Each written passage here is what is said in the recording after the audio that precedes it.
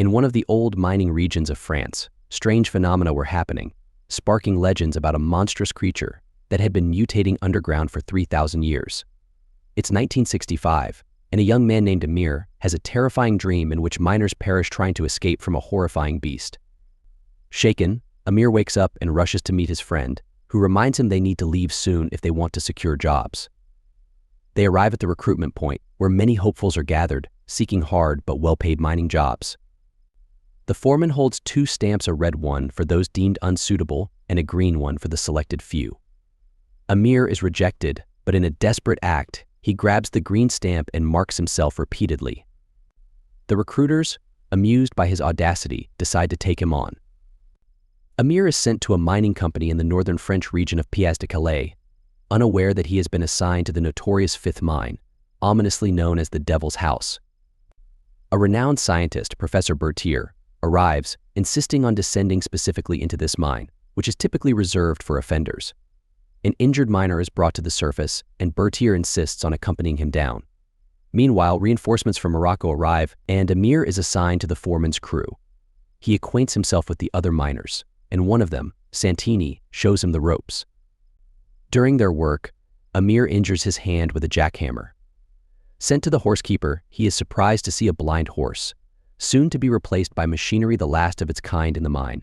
Roland, the foreman, notices a rat in Amir's bag and explains that miners feed rats because they sense danger. He gives Amir an apple in exchange for his spoiled lunch and orders him to continue working.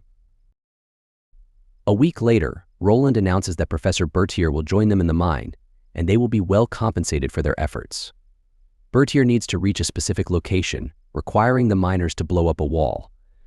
After the explosion, a hole appears in the floor, and the miners are uneasy about working above the void. Roland questions the professor's true intentions, but Berthier only reveals that he must retrieve his notebook, which Roland throws down the hole.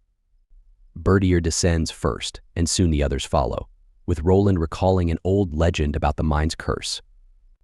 According to the legend, a fire in the old mine a century ago trapped 30 miners, leading to its breaking up. As the miners explore the depths, Berthier vanishes. Roland splits the group to search for him. Amir's group discovers a skeleton clutching a strange polyhedron and a warning that they are cursed, hunted by a monster in the darkness. Joking to ease the tension, they move on and reunite with Roland's group, who have also found human remains. They see light ahead and soon catch up to Berthier. Confronting the professor, the miners demand the truth. Berthier promises answers if they create another passage. After another explosion, they find an ancient sarcophagus. Berthier takes samples from the walls, explaining that the hieroglyphs are several thousand years old. The miners, puzzled by the human bones and old weapons, find the sarcophagus. Berthier theorizes it could be an ancient deity. As they head back, the ladder breaks, trapping them underground. Santini is injured in the collapse, and Berthier's demand for secrecy means no one else is aware of their situation. Roland curses the scientist but tends to Santini, sending others to find a way out. Meanwhile, some miners attempt to open the sarcophagus despite Amir's protests. Using the polyhedron, Amir opens it, revealing precious ingots. The miners, now desperate, ignore Amir's warnings and threaten him. He flees into the darkness, but the sarcophagus's desecration awakens something terrible. Amir hears screams and sees miners fleeing in terror. They encounter a creature that drags a miner into the darkness, leaving a bloody trail. Berthier confesses that the site was inhabited by an unknown civilization that worshipped a god from the sarcophagus. Amir realizes it's a prison, not a tomb, and draws a map to show the way out. They rush to Santini but find only his stretcher. The creature, holding Santini, brutally kills him, enraging the miners.